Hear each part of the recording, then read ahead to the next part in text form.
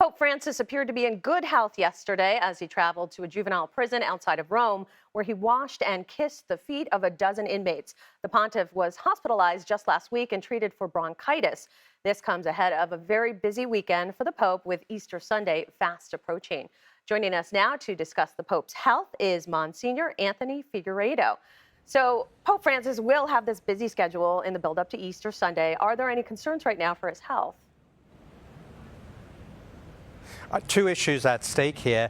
This Pope, nothing stops him. Excuse the Easter pun, but he really is the energized bunny. He wants to do everything. But we need to remember he had 13 inches of his colon removed last July. He's just been in hospital for a serious bronchial infection. There's no sense of him wanting to stop, but I rather feel those around him, his medical team, his security team, will put the brakes on him somewhat. Okay, what events do you think we'll see him taking part in over the next week?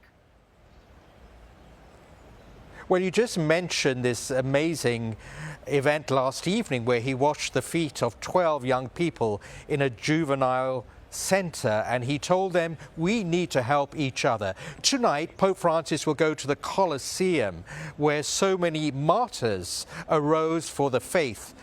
I'm sure he's going to talk about the war between Ukraine and Russia. He often talks about martyrized Ukraine, battered Ukraine.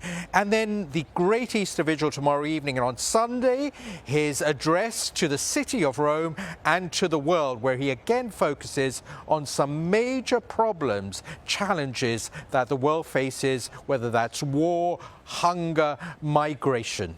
That's a pretty busy schedule. The Pope recently made comments praising the virtues of sex and reaffirmed that LGBTQ people must be welcomed by the Catholic Church in a documentary released Wednesday. What more can you tell us about what he said?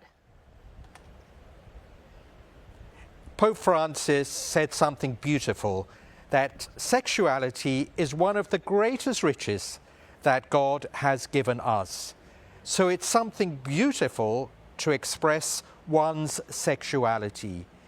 He then went on to say that anything that is outside the real expression of sexuality takes away, depletes, lessens the human person.